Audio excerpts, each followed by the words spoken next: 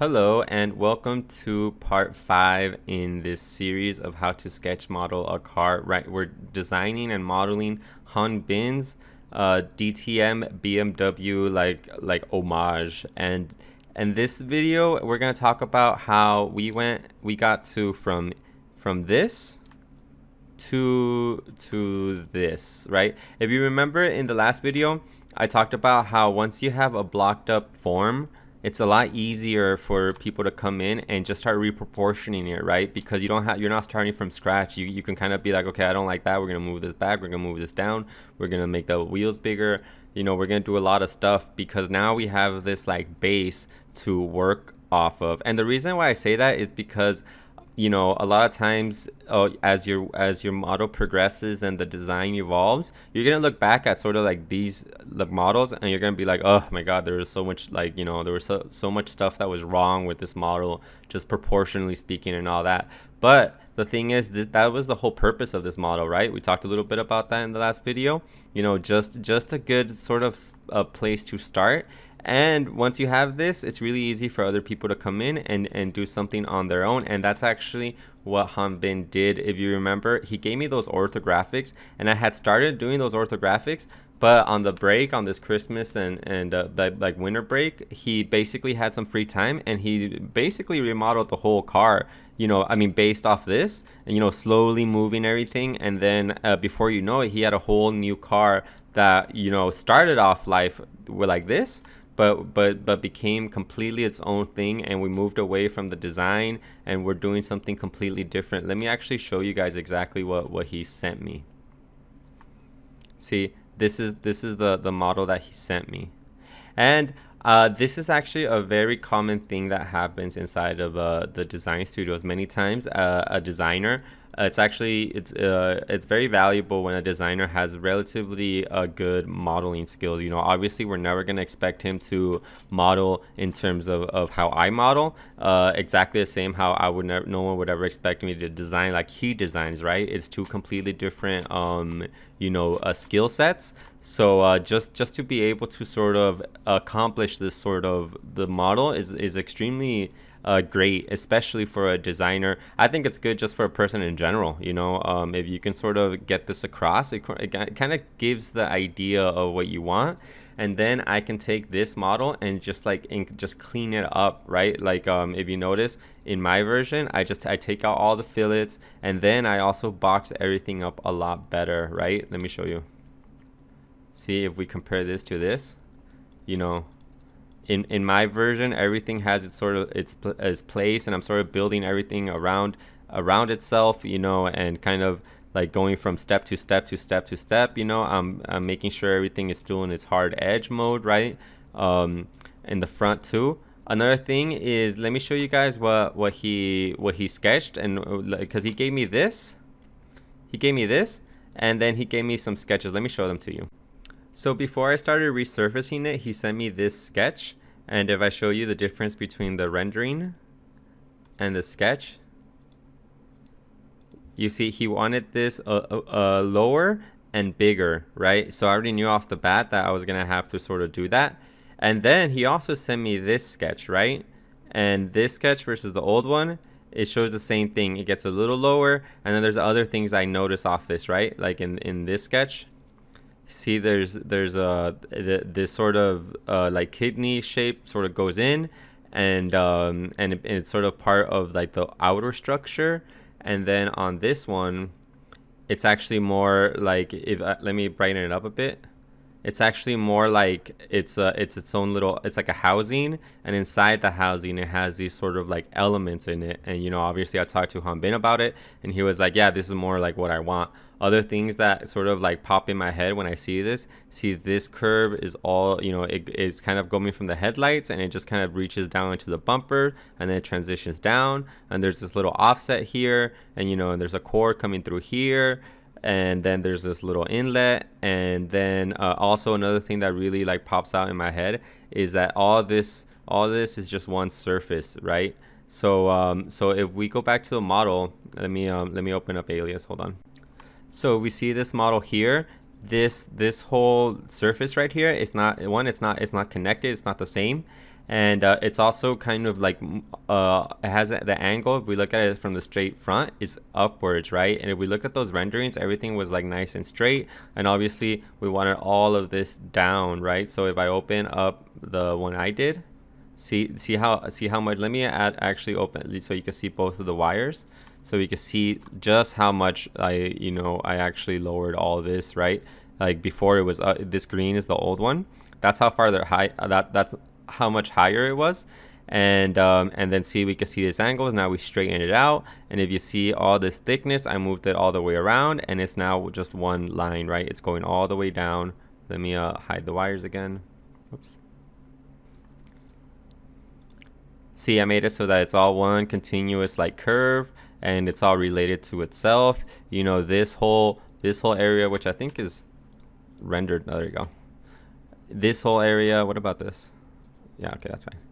This whole area is more of just an opening, and then it has these sort of like, you know, kidney elements, and then they go back. You know, this headlight is nice and closed.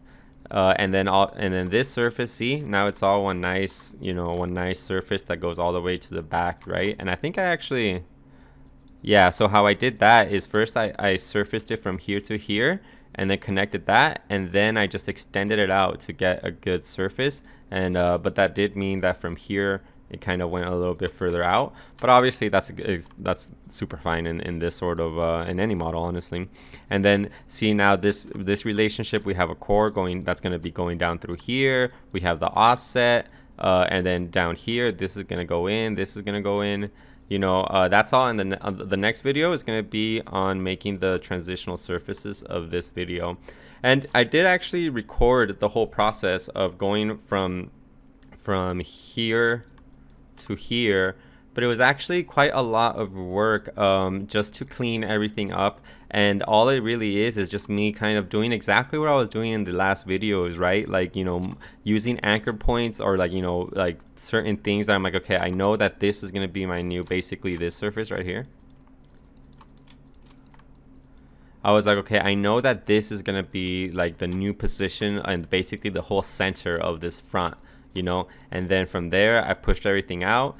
And if you guys want, I can actually upload the whole thing. It would be about like, it's a long process, so it would be maybe like about an hour and a half, 2 hours. And it's really, to me, I didn't really see too many like lessons here that I can't just like, you know, show you guys here quickly.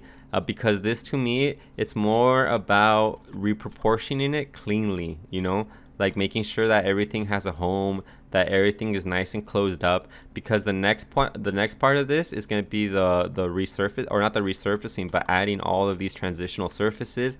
And there's going to be a lot of stuff to learn of how to execute all of this really nice, you know. So to me, I'm like I don't really expect many people to you know, it's not so much that I wouldn't expect them to look at that, you know, video of me resurfacing it, but to me, it's just like there's not that much to learn, you know. It's if you were paying attention in the last portion of it, it's exactly the same, you know. I keep everything extremely simple. I try to clean everything up, and most of it was really with Hanbin. It was really minimal in the sense of cleaning it up, you know. And also, there's gonna be, oh my god, there's gonna be so much stuff to learn here. So many that we're probably gonna rebuild this whole, because even though, you know, a lot of people might see this model and they'll be like, oh, okay, yeah, we'll just add a fillet here, we'll add a fillet here, we'll add a fillet here, we'll, you know, figure out that whole like clusterfuck, and, you know, and everything will be peachy. And that's not really how it's gonna go. It's gonna have a whole other solutions, you know.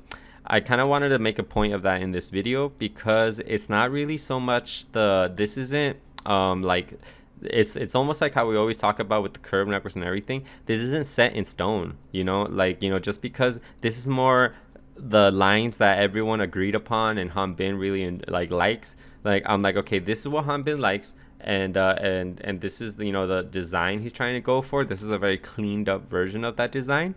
Now it's time to add all of these transitions and all these cores, so I could already start seeing, things that might, end up not looking so good once we start adding the transitions, so that means that there'll probably be a lot of rebuilding, and that's going to be a whole, we're going to definitely break that up into sections. The first one is probably going to be kind of how we did it before. We're going to smooth up this front. We're also going to add those little details that he did here. Look at, I want to show you guys Hanbin. Oh no, that's not Hanbin. Hold on. Look at that. I thought that was really cool, just in general, that he could, model this. That's not his profession. He's a designer, and to be able to sort of do these cool little inlets and all that, model, and a lot of his bigger, obviously there's transitional problems, but I'm like, you know what, that's an okay solution. That might be how I end up surfacing this anyways. It looks pretty good to me. Obviously it's not exactly perfect, but if I look at mine, like that I could definitely see how that might be a solution. So let me just do a quick like overview of the model. So yeah, you guys can, if you guys don't want to watch all the the 2 hour or 1 hour and a half time lapse, I could just show you, for example, this offset, right? Obviously this is more of like the end of the model, right? Because if I hide this, you can see what's under it, and see it's all like, that's how the model, and obviously if I color it, that's how the model started, and then I trimmed it, and then after I trimmed it, I added the little fillet here, and then not fillet, I'm sorry, the offset here, and then and then I made sure, and I added a roof on it. So just remember, don't focus on these little details until way down the line. And then this little thing is actually quite, like, it was quite easy. It's just I just got a curve, and then basically what I do is I'll grab a curve like this, and then wherever I make sure that I rotate it with my circle, right? I'll make a straight curve with a circle in the middle like that, and then I'll just copy and paste, and then move that circle around, and then we can scale it, and then that way I could do like these really quick tubes that kind of like do this, right? And I think they still have history, so like if I show you and I scale it, right? Oops. See, that's how I did that little, and it's just simple, curves and a little tube. What else? This I already talked about a bit. This is a super simple surfacing. I keep everything as low. Remember, I always say this in every video, keep it as low as possible. Here it's all super straight, this is curvature, and this is hitting this corner, and then from there I'm sort of like building up the square, right? This one was a little tricky, but it wasn't too bad, because usually what would happen is I would have maybe this surface just go all the way through, right? Like basically it keeps going down this line, if I just do like something like that real quick, or I rail it or something. But then when I kind of already and this part of it is just like, you sort of get this understanding over time, when you do a bunch of models. I kind of saw that with this, all I really had to do is just kind of do a little bit of CV manipulation to make it so this is curvature, So when I had this and this connect, this edge was one of the edges, and then there's a curve here. And then I moved around all these CVs so that when it goes through here, through the middle, it's still curvature. And these sorts of solutions aren't really that common, because usually there's a little more movement, or this is flatter, or it's more round or whatever. But sometimes if the stars are aligned, you could kind of get away with just doing something like that. And of course, the like sort of like benefit of this sort of structure is that I could keep it very simple, and these are all basically 3-degree surfaces, and they're all connected with each other. That later down the road, when you start adding fillets and stuff, that sort of like philosophy makes everything a lot easier, And then I had this line, and then I had like this line. So then I used lines here. Oh, let me trim that. Oh, how come I can't trim it? Like that, maybe? Cancel. Trim? Oh, there we go. Oh, no. Sorry. with my trimming, I always you know, especially now in this stage, since there's gonna be so much fillets that are gonna like basically cover up all of these edges, I'm very like loose with it, you know, like even if I don't know, maybe they weren't trimmed perfectly or they're not super aligned, once you start adding those big, you know, surface transitions, it really, although all this the continuity or how they're positional here, it doesn't really matter, right? Like if this and this if this and this if this and this surface weren't lined up, they are, but once you start adding a fillet, it wouldn't really matter that much, you know. So obviously always try to keep everything as lined up as you can, but you know, don't be when you know that there's gonna be a fillet on top, don't be killing yourself, you know. Back here, obviously, you know, same shit. It was I just kind of went through it, and then I trimmed it here, and then I you know, pushed that edge down, and then you know, then we trimmed it here, and then we connected here to here, and then this is actually this back end is extremely just boxed up, you know. It's gonna have a lot of changes. I'm looking forward to the video where we do all this stuff. Is gonna be really, I might have to break it up into two because I feel like this whole section is gonna be its own like really long video, but this, like, even though it's boxed up right now, I could already tell once we put everything, we put them like, you know, an extra 3-4 hours of work in here, it's gonna be great because I'm probably gonna put one surface that goes from here to here, and then this is gonna go, you know, this is gonna be nice and smooth. We'll put some muscle in it, and then I really like that it you know, that here, if we compare these two, see it goes down, so that's gonna, like, either it's gonna have to turn up or do, it's gonna have to do some cool little transition tricks here, but it's gonna look, to me, it's gonna look really good.